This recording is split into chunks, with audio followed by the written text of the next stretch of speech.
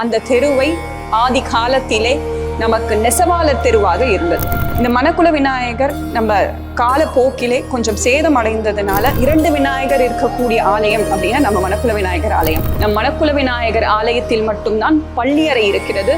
இங்கே பள்ளியறையிலே விநாயக பெருமான் தாயாரோடு, அதாவது நமக்கு இல்லற வாழ்க்கையில அம்மா பொண்ணு பார்க்கணும் அப்படின்னு நினைக்கும் பொழுது இல்லற வாழ்க்கையில் ஈடுபடாதவர் இங்க இருக்கக்கூடிய விநாயகருக்கு சித்தி புத்தி விநாயகராக நமக்கு அருள் பாவிக்கின்றார். கட்டுமானத்தின் வலிமை, கட்டிடங்களின் பாதுகாப்பு. ஸ்ரீ துர்கா டிஎம்டி கம்பிகள். TVR garden signature living T Nagar இப்போ திருவள்ளூருக்கு வந்தாச்சு. Near DMart on new bypass road, Tiruvallur நகராட்சிக்குட்பட்டது. பிளாட் 20 லட்சம் முதல். கான்டாக்ட் 9955511814. அனைவருக்கும் வணக்கம். அடியேன் டாக்டர் வி சங்கரதேவி, தோல் அழகியல் சிகிச்சை மருத்துவர், ஆன்மீக சொற்பொழிவாளர். இன்றைய தினம் நாம சிந்திக்க இருக்கின்ற ஆலயம் புதுச்சேரியை வேதபுரி என்று சொல்லக்கூடிய நம் அற்புதமான இந்த ஊரிலே மிகவும் பிரபலமான தொன்மையான விளங்கக்கூடிய மணக்குள விநாயகர் ஆலயத்தினுடைய சிறப்புகளை இந்த பதிவில் நாம பார்க்க. மணக்குள விநாயகர் அப்படின்னு சொல்லும் பொழுது மணக்குள விநாயகர் தெரு அப்படின்னு ஒரு தெரு உண்டு. அந்த தெருவை ஆதி காலத்திலே நமக்கு நெசவாளர் தெருவாக இருந்தது. அந்த நெசவாளர் தெருவிலே இருந்த மக்கள் அங்கே ஒரு விநாயகரை பிரதிஷ்டை செஞ்சு அந்த விநாயகரை வணங்கி வந்தார்கள். அது மணலிலான் ஆன விநாயகர். அந்த விநாயகரினுடைய ஆதி பெயர் புவனேஸ்வரர் அப்படின்னு பேர்நாமாவோட அந்த விநாயகர் விளங்கினார். அங்க இருக்கக்கூடிய மக்கள் தினமும் அந்த விநாயகரை வணங்குவார்கள். கடற்கரை, அது பக்கத்துல ஒரு குளம். அந்த கடற்கரையிலே இருக்கக்கூடிய மண்ணானது அந்த குளத்தை நிரப்பி கொண்டே இருந்தது. அதன் பக்கத்துல விநாயகர். அதனால மணல் நிரம்பி இருந்த குளம் மணல் குளத்து விநாயகர் என்பது மருவி மணக்குள விநாயகராக நமக்கு வந்தது.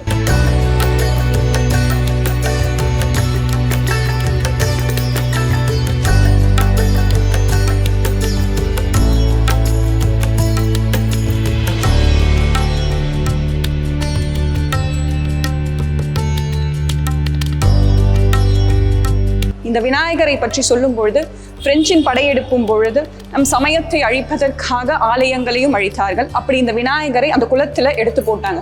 ஒரு தடவை போட்டாங்க, திருப்பி அடுத்த நாள் காலையில பார்த்தா விநாயகர் அதே இடத்துல வந்து இருந்தார்.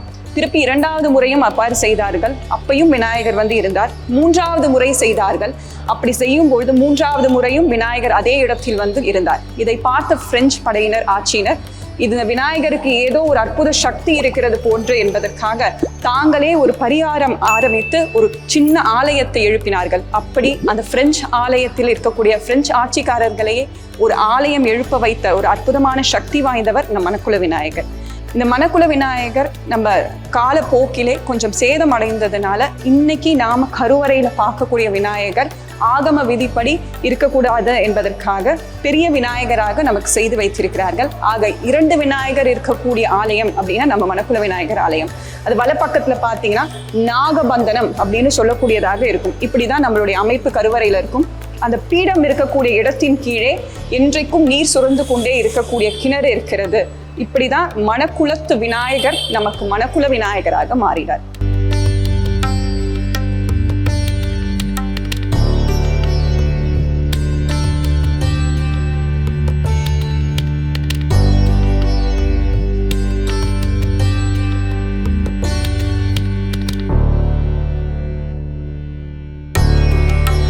இந்த ஆலயத்தினுடைய சிறப்பு அப்படின்னு சொல்லும் பொழுது இங்க இருக்கக்கூடிய பள்ளியறை, பொதுவாக சிவ ஆலயங்கள்ல தான் நமக்கு பள்ளியறை இருக்கும். பள்ளியறையில இறைவன் இறைவியர் இருந்து கொண்டு தூங்கலாம் மாட்டாங்க. சுவாமி என்ன செய்வாங்கன்னா அனைத்து உயிர்களும் ஒடுக்கி கொன்று ஐக்கியமாக கூடிய செயலை நித்தம் செய்யக்கூடிய, காத்து ரட்சிக்கக்கூடிய செயலை செய்வார்கள்.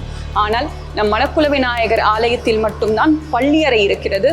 இங்கே பள்ளியறையிலே விநாயக பெருமான் தாயாரோடு, அதாவது உமையாரோடு சக்தியோடு இருக்கக்கூடிய அற்புதமான அம்சம் நமக்கு உண்டு. எதற்காக இப்படி உண்டு அப்படின்னு நாம பார்த்தீங்கன்னா, இங்க இருக்கக்கூடிய விநாயகரும் ஓங்கார பிரணவமூர்த்தியாக இருக்கக்கூடியவர். அதாவது நம்ம அருணகிரி பெருமான் சொல்ற மாதிரி மத்தள வயிறினை உத்தமி புதல்வனை மட்டவிழ் மலர் கொண்டு பணிவேனே அப்படின்னு சொல்லுவாரு. உமையாளினுடைய சக்தி ஓங்கார சொரூபமாக இருக்கக்கூடிய விநாயகர் குண்டலினி சக்தியின் மூலயமாக ஞானத்தை தர வல்லவர். அதனால்தான் அம்மாவோடு இருக்கக்கூடிய அற்புதமான காட்சியாக நமக்கு உண்டு. இந்த பள்ளியறை விநாயகராக இருக்கக்கூடியவருக்கு நித்தம் அர்த்தஜாம பூஜை முடிஞ்ச உடனேவே அங்க பாத உற்சவர் எடுத்துட்டு வருவாங்க. சுவாமிக்கு நெய்வேத்தியம் செஞ்சுட்ட உடனே கோயில் வலம் வந்து அந்த பாத உற்சவரை பள்ளியறைக்கு முன்னாடி காமிப்பாங்க. இதனுடைய ஐதீகம் என்ன அப்படின்னு பார்த்தோம்னா, விநாயகர் பெருமானை பள்ளியறையில் எழுந்தருளுவதாக நமக்கு ஐதீகம் உண்டு. அப்பேற்பட்ட சிறப்பு உண்டு அப்படின்னா இங்க விநாயகர் கோயில பள்ளியறை இருக்கக்கூடிய ஒரு அற்புதமான சிறப்பு உண்டு.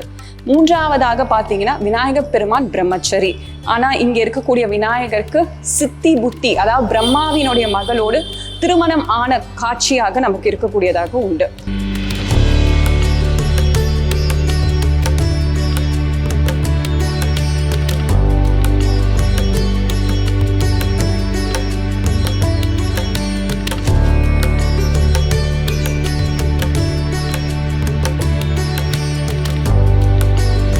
பொதுவாக விநாயகர் பெருமான் என்னதான் இருந்தாலும் அவர் பிரம்மச்சரி தான். நமக்கு குணங்களை, அதாவது பண்புகளை, சித்தி புத்தி என்ற பண்புகளை, இச்சாசக்தி கிரியாசக்தி என்று சொல்லக்கூடிய பண்புகளை நம் இறைவனோடு இணைத்திருப்பதனால இங்க இருக்கக்கூடிய விநாயகருக்கு சித்தி புத்தி விநாயகராக நமக்கு அருள் பாவிக்கின்றார். திருமண காட்சி, அதாவது திருக்கல்யாண வைபவம் என்பது மணக்குள விநாயகர் ஆலயத்துல பிரம்ம உற்சவம் அப்ப நடக்கக்கூடிய ஒரு அற்புதமான காட்சியாக நமக்கு உண்டு.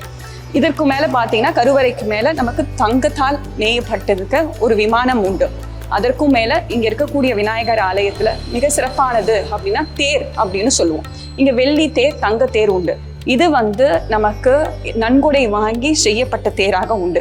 ஆனா பிரதானமான தேர் அப்படின்னு சொல்லும் பொழுது சுவாமி உற்சவர், இங்க நர்த்தக விநாயகர் அப்படின்னு பேர் உண்டு. சுவாமிக்கு உற்சவர் பேரு. சுவாமி நடன கோலத்திலே இருக்கக்கூடிய காட்சி. அந்த விநாயகர் எழுந்தருள வேண்டியது அப்படின்னா நமக்கு வெள்ளாழ் வீதியில் அமைந்திருக்கக்கூடிய நந்தியம்பெருமாள் ஆலயத்திலிருந்து வணங்கப்பட்ட தங்கமுலாம் பூசிய இந்திர ஞான தேர், அதுலதான் சுவாமி வீதி உலா வரணும் அப்படின்னு நமக்கு சாசனங்கள் உண்டு.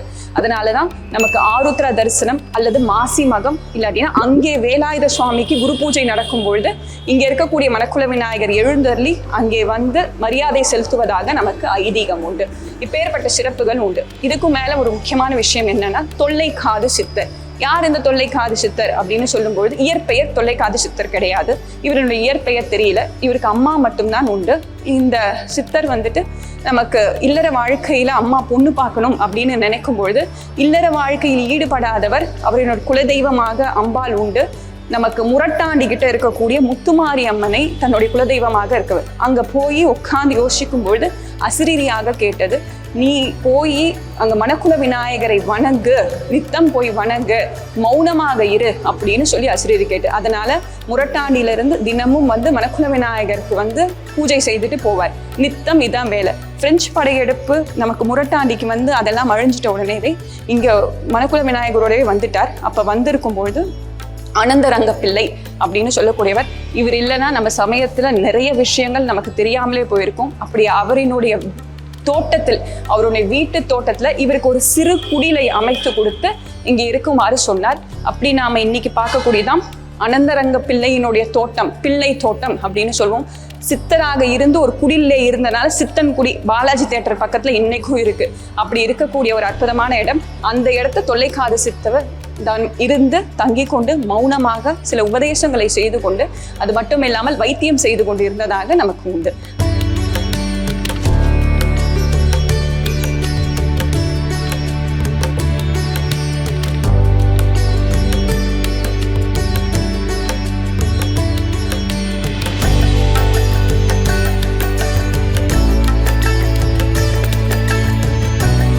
அப்பேற்பட்ட அந்த சித்தர் வழிபட்ட ஸ்தலம் அப்படின்னா இந்த மணக்குள விநாயகர் ஸ்தலம்.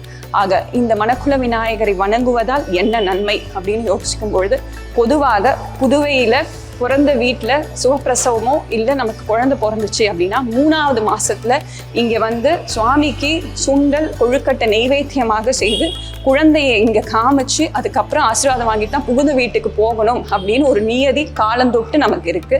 அப்புறம் அது மட்டும் இல்லாமல் புது வாகனங்கள் வாங்குறோம் அப்படின்னா இந்த விநாயகர்கிட்ட நாம வணங்கிட்டு போகணும் அப்படின்னு ஒரு நியதி உண்டு. திருமணமாகணும் அப்படின்னா சுவாமி இங்கே இருந்து கல்யாண காட்சியை கொடுப்பதனாலே நமக்கு திருக்கல்யாண தடைகள் இருக்கு அப்படின்னா கல்யாண தடை நீக்குவதற்காகவும் இந்த விநாயகர் பெருமான் அருள் பாவிக்கின்றார்.